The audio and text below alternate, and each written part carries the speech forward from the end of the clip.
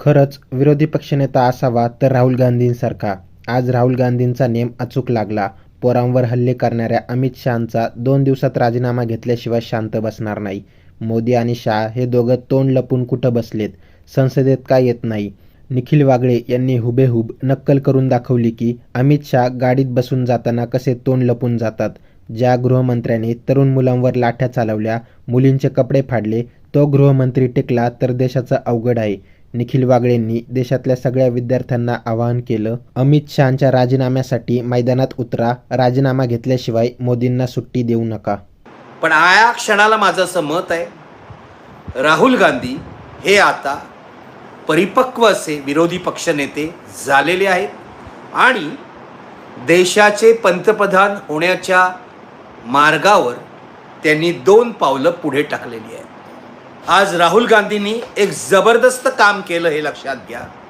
आणि हे जबरदस्त काम म्हणजे त्यांनी थेट गृहमंत्री अमित शहा यांचा राजीनामा मागितला. अमित शहांना हटवा अशी त्यांनी मागणी केली आज संध्याकाळी झालेल्या पत्रकार परिषदेत की अमित शहा हटाव. त्यांना एका पत्रकाराने विचारलं, या मागणीबाबत तुम्ही किती गंभीर आहात, तुम्ही किती पुढे घेऊन जाणार मागणी की अमित शहानी माफी मागितल्यावर तुम्ही शांत राहणार आहात?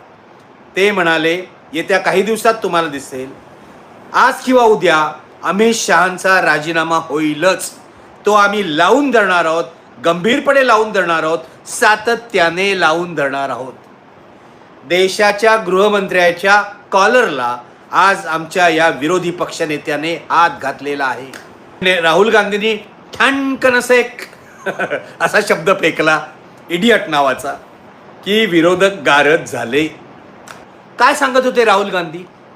मी सांगतो तुम्हाला. राहुल गांधींनी भाषणाच्या सुरुवातीलाच एक अनुभव सांगितला. राहुल गांधींनी आज सांगितलं की मला एक विद्यार्थी भेटला, त्याला मी विचारलं की स्टुडंट म्हणजे काय, स्टुडंटची व्याख्या काय? त्यांनी मला नेमकं उत्तर दिलं की विद्यार्थी तो आहे ज्याचं मन मोकळं आहे, ज्याची जिज्ञासा जागी आहे, ज्याला ज्ञान मिळवण्याची भूक आहे, तहान आहे, असा माणूस त्याला विद्यार्थी म्हणतात. असा विद्यार्थी शालेय शिक्षण घेणाराही असू शकतो, कॉलेज शिक्षण घेणाराही असू शकतो, व्यावसायिकही असू शकतो, एखादा डॉक्टर असू शकतो, पत्रकार असू शकतो, कुणीही असू शकतो. पण या मुलांनी राहुल गांधींना सांगितलं की आणखी 2 प्रकारचे लोक आहेत. एक विद्यार्थी, दुसरे ज्यांना वाटतं आपल्याकडेच ज्ञान आहे, आपल्याकडेच सगळी माहिती आहे आणि आपणच अतिशहाणे आहोत, त्यांना इडियट्स म्हणतात, त्यांना मूर्ख म्हणतात, त्यांना स्टुपिड म्हणतात. हे लक्षात घ्या. असं तो विद्यार्थी म्हणाला. राहुल गांधींनी कोणालाही स्टुपिड म्हटलं नाही, इडियट्स म्हटलं नाही, मूर्ख म्हटलं नाही, काहीही म्हटलेलं नाही. भाजपवाल्यांनी हा शब्द स्वतःला लावून घेतला आणि सुरुवातीला ते गप्प बसले. पण नंतर राहुल गांधींनी तिसरी कॅटेगरी सांगितली या विद्यार्थ्यांनी सांगितलेली, ते म्हणजे अंधभक्त. अंधभक्त या मूर्खांना आपले नेते मानतात, अंधभक्त या मूर्खांना देव मानतात असं म्हटल्यावर भाजपवाले चवताळले. कारण त्यांनी असा अर्थ काढला, खरं तर तोच अभिप्रेत होता, पण त्यांनी असा अर्थ काढला की मूर्ख कोण आहे, स्टुपिड कोण आहे, इडियट कोण आहे, तर हा मोदीजींना म्हणतोय. अंधभक्त म्हणजे आपण जे मोदीजींच्या नादी लागलेलो आहे. लोकसभेचे अध्यक्ष असं मी आदराने म्हणतोय, खरं तर याला लोकसभेचा अध्यक्ष असा एकेरीच उल्लेख करायला हवा. इतका हा माणूस नादान आणि नालायक आहे. ओम बिर्ला नावाचा पात्रताच नाही. जसं इथे राहुल नार्वेकर नावाचा एक अपात्र माणूस बसवलेला आहे विधानसभेच्या अध्यक्षपदी, तसाच ओम बिर्ला नावाचा एक मोदींचा चमचा तिथे मोदीजींनी बसवलेला आहे. तिथे राहुल गांधींचं भाषण बंद पडलं, खूप वादावादी झाली.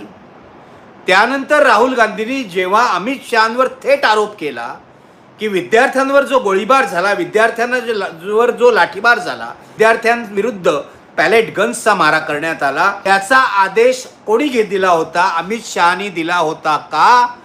कारण गृहमंत्र्याच्या आदेशाशिवाय या गोष्टी होऊ शकत नाही. म्हणून राहुल गांधींनी प्रश्न विचारला की अमित शहा कुठे आहेत, का नाही आहेत ते सभागृहात? अमित शहा आणि मोदी कालही सभागृहात नव्हते, आजही नव्हते, त्यांनी पळ काढला. एक काल मी तुम्हाला सांगितलं, आज पुन्हा सांगतो, मोदी शहांनी या महत्त्वाच्या प्रश्नांपासून पळ काढला. ते विद्यार्थ्यांना घाबरतायत, आपण केलेले अत्याचाराची त्यांना लाज वाटते, म्हणून ते तोंड लपून बसलेले आहेत. राहुल गांधी बरोबर म्हणाले की मी अमित शहाना बघितलं, 30 गाड्यांचा मोटारकेड होता आणि अमित शहा असे तोंड लपून असे असे थरथरत होते, असं राहुल गांधींनी सांगितल्यावर आणखीन भाजपवाले भडकले. राहुल गांधींचा नेम अचूक लागला हे लक्षात घ्यावा. आज विरोधी पक्षनेता असाच हवा. आता आमच्या काही संयत मार्गी मंडळींना असं वाटेल की राहुल गांधींनी थोडंसं सौम्य बोलायला पाहिजे होतं. जेव्हा तुम्ही राक्षसासाठी लढत असता ना, राक्षसाची, तेव्हा असं सौम्य वगैरे काही चालत नाही हे लक्षात घ्या. तेव्हा दणकाच द्यावा लागतो हे लक्षात घ्या. अत्यंत गंभीर आरोप केला तेव्हा भाजपवाले उठले आणि किरण रिजिजूंनी मागणी केली की राहुल गांधींनी माफी मागावी, कारण ते पुराव्याशिवाय हा आरोप करत आहेत, त्यांचे आरोप खोटे आहेत. आता जर आरोप खोटे असतील तर राहुल गांधींना ही संधी मिळायला पाहिजे होती सभागृहामध्ये की पुढे पुरावा द्यायला. पण ओम बिर्ला यांनी दुपारी 2 वाजता सभागृह स्थगित केलं आणि त्यानंतर राहुल गांधींचं भाषण पूर्ण झालं नाही, त्यांना भाषण करू दिलं नाही. अनेक वेळा त्यांचं माईक बंद करण्यात आला. राहुल गांधी वारंवार विनंती करत होते, माझं माईक चालू करा, मला बोलू द्या. तेव्हा ओम बिर्ला असं म्हणाले, तुम्ही नियमाप्रमाणे बोललं पाहिजे. हे नियम कुणासाठी? सत्ताधारी पक्षासाठी, मोदी शहाची चमचेगिरी करण्यासाठी. विरोधी पक्ष नेत्याला जर सभागृहात आपलं म्हणणं मांडता येत नसेल तर तुमचं सरकार नालायक आहे, तुमची संपूर्ण संसद कशासाठी आहे हा प्रश्न निर्माण होतो, हे लक्षात ठेवा. 12 वर्ष तुम्ही या देशाला गंडवलं. ज्या दिवशी मला असं वाटतं की यांना चपलेचा प्रसाद मिळेल या भाजपवाल्यांना, तेव्हाच हे शहाणे होतील हे लक्षात घ्या. आपण कायम म्हणतो अहिंसा अहिंसा अहिंसा. अरे हे कायम हिंसक गोष्टी करत असतात, हे कायम खोटं बोलून हिंसा करतात. आता कसली राहिली अहिंसा यांच्या बाबतीत? हे सैतानी वागणूक देतात लोकांना, मुलांना, छोट्या छोट्या मुलांना मुलींचे कपडे फाडतात. या सगळ्याची जबाबदारी संघ परिवाराची आहे, भाजपची आहे आणि अमित शहा आणि मोदींची सुद्धा आहे. राहुल गांधी एक स्टेप थांबले, अमित शहांचा राजीनामा मागितला. पुढची स्टेप ही आहे की मोदींचा राजीनामा. ही राहुल गांधींची सुद्धा सत्व परीक्षा आहे, लक्षात घ्या.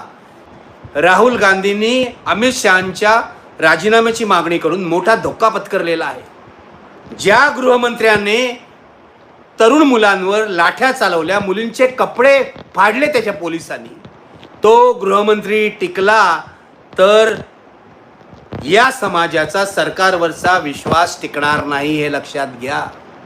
सरकार राहतं की जाता हा पुढचा मुद्दा आहे. जायचं तेव्हा जाईल मोदी सरकार, आपल्या पापांनी कोलमडून पडेल, हे लक्षात घ्या.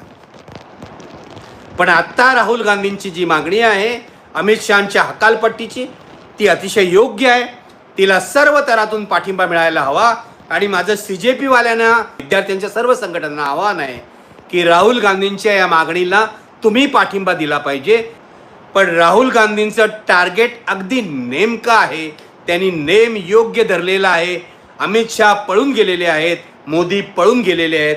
उगवतात का बघूया येत्या 1-2 दिवसात.